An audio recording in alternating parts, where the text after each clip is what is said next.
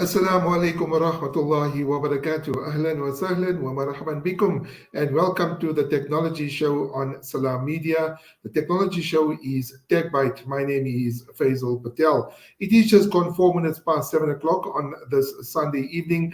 I take this opportunity to welcome all those listening to us on the various platforms of Salam Media. That's on Facebook, that's on Twitter, on YouTube, and also via this platform. Now, remember that the Technology Show is a packed show. So if you want to get a hold of me or you want to interact with me, you can interact on this particular platform. There is a comment section. Drop me a comment there, and inshallah, I will then try to answer the question to the best of my ability. If you want to check out some of the other platforms that I am on Twitter at Faizel Patel 143. I'm also on Facebook.com/Faizel Patel. I'm also on Instagram at Faizel Patel 143 and on YouTube as well, where I do a lot of the reviews and I have a whole lot of other videos as well. So if I speak about a particular product, it's probably the review is on that channel. So check out the YouTube channel at Faizel Patel. Also hit the like button and subscribe to the channel. So as I mentioned, we do have a packed show for you for today, for this evening, and we're starting off with Lenovo. So Lenovo has combined stealth with apex performance in the latest Legion 7 series. So what does it basically mean? The new generation of Lenovo Legion Slim 7i and 7R, the world's most mobile 16-inch gaming laptops. Now, a lot of people are looking for gaming laptops. They are looking for laptops that they can use for work and for gaming at the same time. And the Legion laptops in Lenovo's range are one of those products which really assist and performs a dual function. So it's a huge article, but I'm going to go through some of the details for it. If you want to read that story, you can go to my website at faizelpatel.com, also known as Wired to Tech. So the new Lenovo Legion 7i and 7R, as I mentioned, are the world's most powerful 16-inch gaming laptops. Lenovo announced its latest generation of these stylish and savage gaming laptops, the Lenovo Legion 7i and the 7, which is 16.7 inches portable powerhouses, and the thin and light Lenovo Legion 7 and 7i 16-inch 7 laptops. So they're actually quite cool. Sitting at the apex of the gaming performance, the new Lenovo Legion 7i and 7 are now the world's most powerful 16-inch gaming laptops. Now, one of the questions that I get asked often is with regards to whether you can use an ordinary laptop for gaming. These laptops that you use for work are not necessarily geared up for gaming. The graphics card, the performance, the RAM, which is random access memory, the speed won't be up for it. The keyboard, the keys are not up for it. These are more work related. You get special gaming laptops, and Lenovo is one of the top ranges in there. So if you want to check out that article, as I mentioned, available on my website at faizelpatel.com, also known as Wired to Tech, there are even some pictures on there. And let's go on to pricing and availability, because like I said, if you want to get more details, there are a lot of technical details, and I don't want to bore you with these. So give you an idea, the Legion 7i with Intel Core processor starts at 2,999 euros. Now you're going to have to do the math on that one. There's no South African pricing available at the moment. And the Legion 7 goes for around 2,599 euros. The Legion 7i, the Slim, goes for around 1,999, and then the prices go on further as well. Now, South African pricing, as I mentioned, is yet to be announced. But these look like wonderful, wonderful laptops, and they really come up trumps when it comes to gaming as well. So I would suggest you check out the Lenovo range. They really are wonderful laptops. Coming on to mobile phones, we've been speaking about mobile phones for the past few weeks. Well, I've got an interesting article which is also available on my website. It's called An Upgrade You Must Have, from Huawei P Smart 2021 to the Huawei Nova Y70 Plus. Very, very interesting article. They're comparing the features of these two particular smartphones. So as I want to emphasize almost any new phone and upgrade has a gimmick to suit your fast developing needs. So I was speaking to a friend of mine's at the Voda shop in Trade Route Mall, Indonesia. I went to upgrade my contract, and there was a particular person there, and he wanted to know what phone to take. And this is the advice that I want to give to you, dear listeners. When you decide on a phone, there are a couple of things that you need to think about before you buy a phone, right? Number one, I think very importantly, is your budget. How much can you afford, right? So if you're buying it cash, and if you can afford up to 20, 30,000 rand, then it broadens your whole horizon and gives you more options. If you can only afford a small amount, then unfortunately you'll only be limited to a specific range. So first and foremost, how much can you afford as far as cash prices are concerned, and how much can you afford when it comes to contract? 399, 499, 599, up to even sometimes 2,500 for contracts. That's the second aspect. The third aspect is, what do you want on a contract? Do you want data? I use a lot of data for the work that I do. Do you want minutes? Do you want SMSs? Do you want a bundle? It's no point in taking a 1 gig data bundle, but come the 15th of the month, you're running out of data, and then you have to then re-top up, or you have to top up again and replenish your data. That doesn't really make sense because it's costing you more in the long run. You can go with a prepaid route if you want, but then you're going to have to buy the phone cash. Now, to give you an idea what I actually do, I love the iPhone. I use the iPhone every year. But let's face it, the Apple iPhone has become exorbitantly expensive. So I don't take the iPhone on contract anymore because it's just too much. If you take out a brand new iPhone contract at the moment, cost you anything between 1,300 and 1,700 rand, depending on the contract you want. Now, the iStore is got a brilliant marketing program. Whenever a new iPhone is launched in the world, that means by Apple, they normally launch it around October, November, and it's available in South Africa just later that month, either early December or late November. And the iStore got some good specials. They only do it when they have to sell the new iPhone. So they'll put out an advert saying that if you got an iPhone earlier model of an iPhone, they'll give you up to 10,000 rand trade-in for a new iPhone. So what I do is, when I go to the iStore, I take my wife's old iPhone, which she had the previous year, trade that one in, get the 10 grand in there, and then put that towards a new iPhone. And then you take that iPhone, and whatever the price is, you take that amount and you divide it by 24 months and you pay that off. So it works out to about, depends, 300, 400 and 500 rand, right?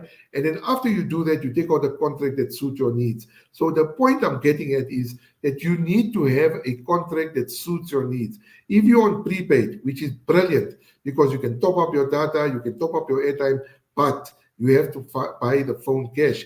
And that is an issue if you don't have the amount of cash to outlay.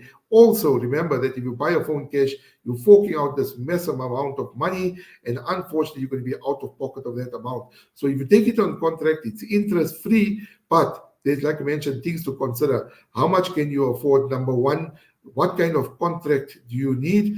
And how much can you afford as far as cash prices is concerned? So those are the three things. Now we come on to devices.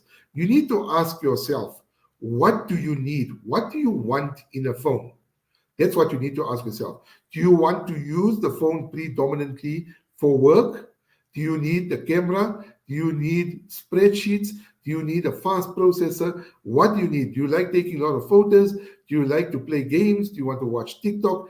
If you do not use the phone for business, does it really make sense for you to take a Galaxy phone? It doesn't really make sense. If you don't take a phone, if you don't take a lot of photographs, is it necessary to take a phone with 100 times zoom? No. But unfortunately, we live in a society where people want the best phone, which is very expensive, but it comes with a very bad contract and very expensive, and they can't afford to actually pay this. So those are some of the questions you need to answer. If you need more sort of feedback or any advice on it, please do tweet me on the Faizel Patel 143, and inshallah, we'll try to answer your question. So we were speaking about an upgrade. So with the Huawei phones, they're absolutely brilliant. But I know people will have gripes about the Play Store and also about Gmail. I can tell you that you've become so dependent on that that you really don't need it, because this phone is absolutely wonderful.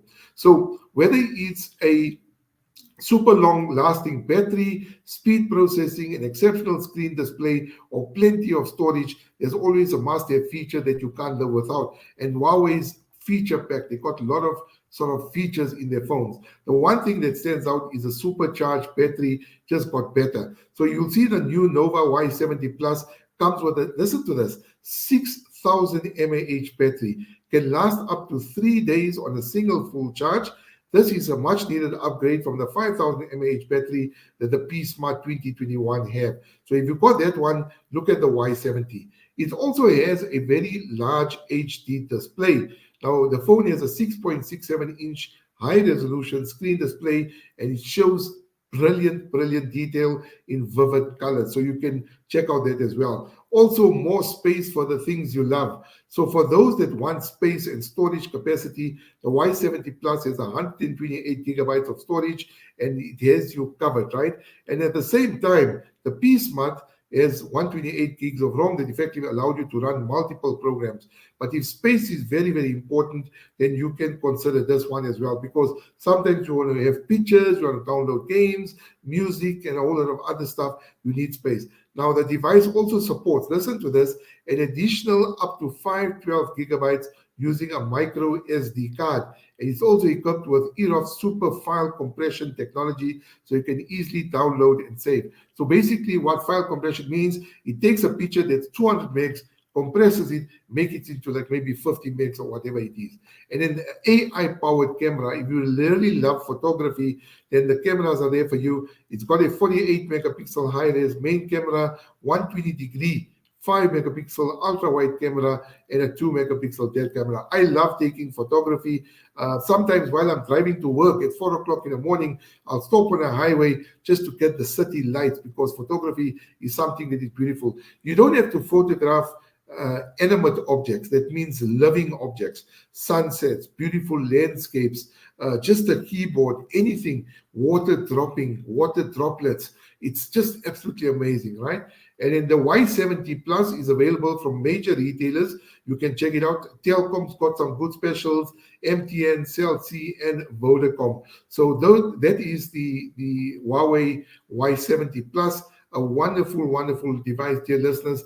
Like I mentioned, do not be deterred by what you call it, the whole Google Play Store and Gmail. We've become so dependent on these systems that sometimes we're not willing to change. I used an example to my friend at the Voda shop on Friday and say, you know, people that are hooked on Google and Gmail is like eating curry khichdi for the whole year. You don't want to try anything else. You only want to eat curry khichdi, you know. But with the Huawei, you're getting a different food, a different kind of a device with a lot more features. So if you can see on the screen that you'll see that's a Y70 Plus. Absolutely wonderful device.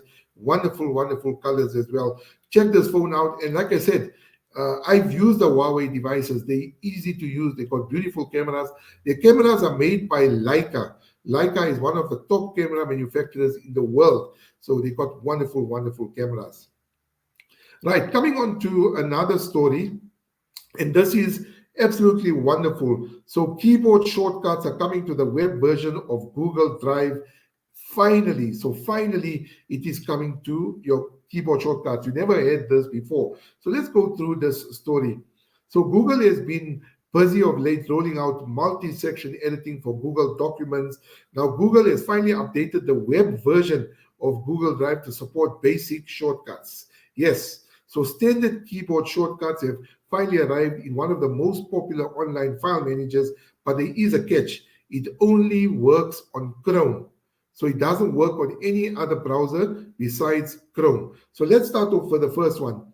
Hey Google, instead of always using the right-click menu to take action in files, Control C in Mac, right? Or Control X and Control V now works for Google Drive. So if you want to check out that, just go onto the Google website to get more details.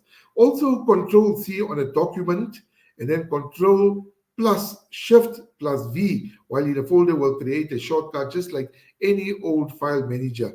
Magical really Control plus Enter quickly opens up a highlighted file or folder in a new tab to let you easily view multiple files at once. So a lot of features that are coming, right? And then, just to conclude on this particular story, according to Google, the rapid release rollout started on the 26th of May, and that was supposed to complete over 1 or 2 days. The scheduled rollout starts on the 1st of June, so this coming week. So if you use Google Drive all the time, look out for these shortcuts. Go to your Google website and you'll get all the details there. Now, a rapid release rollout is when users are signed up to see updates to Google's workspace first. A scheduled rollout is usually 1 week later. It is also the default setting in Workspace, so you're most likely to see it after the June date. So absolutely wonderful features that's rolling out by Google. I use Google a lot. I actually have a Google Home Mini in most of my rooms. It helps you with the alarm and time and many other features as well. And like I mentioned, we can't do without Gmail, but that's a topic for another day. As we spoke about the P Smart, you can actually do without it there. But majority of, the world uses Gmail and they use Windows and the Google platform to search for many things. And then coming on to our last story for today, I think this is something that I was really interested in. I did write a story for The Citizen, which is the newspaper that I work for. You can check it out under the South Africa section. It's called Watch, Google Street View. Here's what South Africans clicked on the most. So basically, if you used Google Street View, right, in the past year, I'm sharing some data that Google shared with me about what you at home clicked on the most. It means Google Street View, for those that don't know, is basically looking at a landmark or a beach or a place or a country or a street, looking at it at street view. That means like you were standing on that street and you're actually in front of that house. Absolutely wonderful, especially if you want to get a sense of reality of what the place actually looks like. So this is a wonderful story. So Google Street View has marked 15 years last week. And to celebrate, Google has added a way to look at past Street View imagery on mobile. You can actually do it on your phone and your tablet now. Now, the feature has been around on desktop since 2014, right? But it is now just been making its debut on iOS and Android. So you don't have to worry whether it's available only for one platform. It's available for both platforms, iOS and Android. So if you've got a device, go search for the Google Street View app and download the app. I think it is absolutely brilliant. All right, so let's speak a little bit about it. So the feature, as I mentioned, has been around for a long time, but is now available for this. In the 15 years since its launch, Google Street View has come a long way. It really is something that is phenomenal. And you might have seen this around South Africa. My wife seen it in our street one day where the Google car was actually driving past and it's photographing all these things in your street, and that's what you got access to. So from going underwater to capture the Great Barrier Reef, which is in Australia in 2012, being available in virtual reality in 2015, to exploring the top of the world in Canada in 2017, Street View has achieved incredible milestones.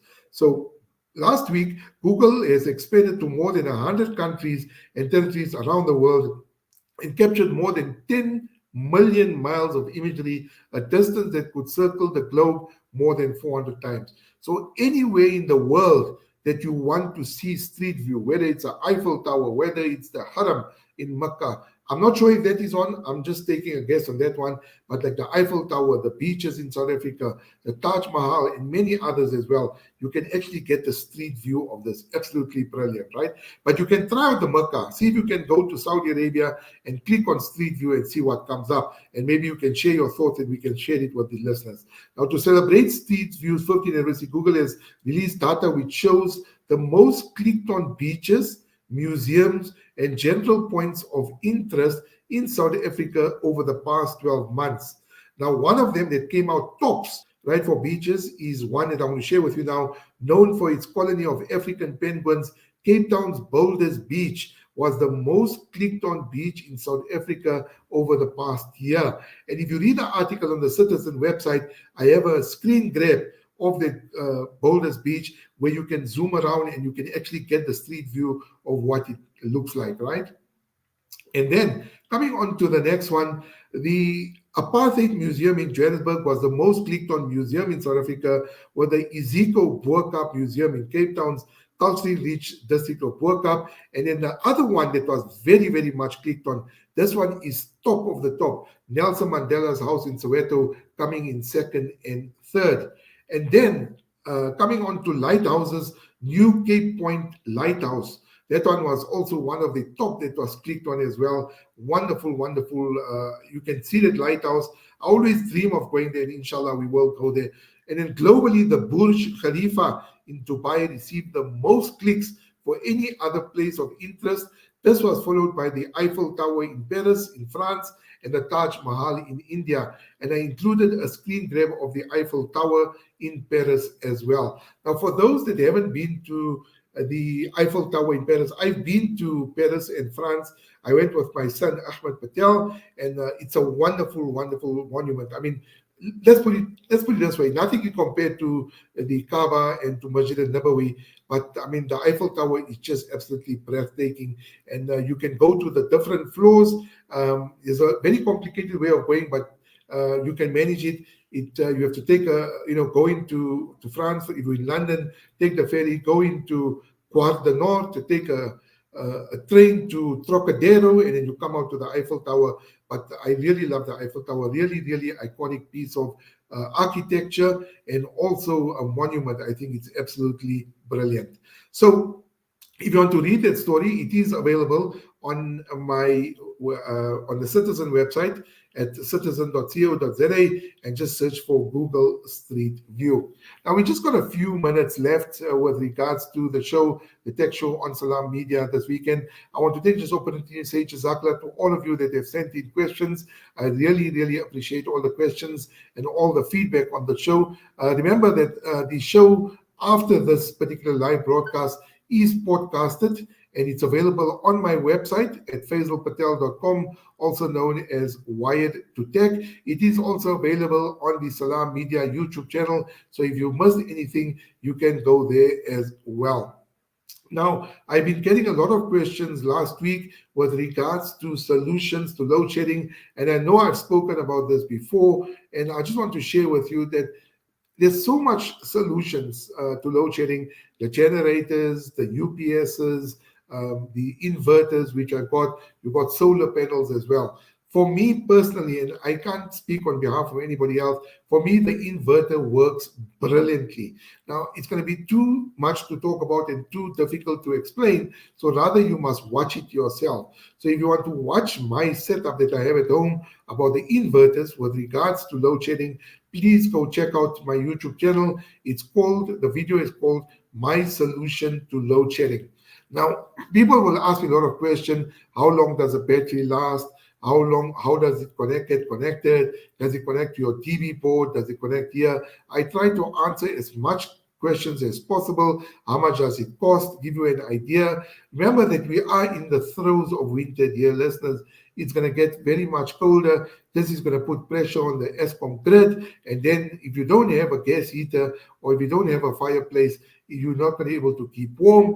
And especially for the informal settlements, it makes it very difficult because they don't have electricity. And to keep warm, they use the paulas and they use paraffin stoves and they use fire. And this creates an unnecessary hazard. I've written a couple of stories about 2 weeks ago where 2 children even died in Orange Farm because the mother left a candle that was unattended. So we're going to try to avoid these incidents according to the Johannesburg Emergency Services, Robert Mulaudzi. Please. So if you want a solution to load shedding, remember, I'm not sort of hoping, I hope load shedding doesn't increase during winter. I did write a story for the Citizen where they're saying that you can experience anywhere between 30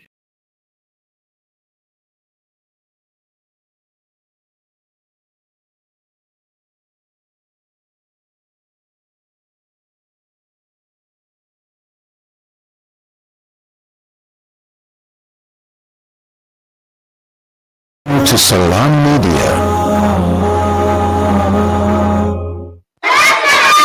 There are an estimate of 153 million orphans worldwide. Change their lives by donating towards our Orphan Kind program. For 750 Rand per month, you can be the reason an orphan smiles. Come on, be Orphan Kind. Visit www.pennyappeal.org.za or call 031 1100 573 to find out how you can help save these children's lives. Penny Appeal.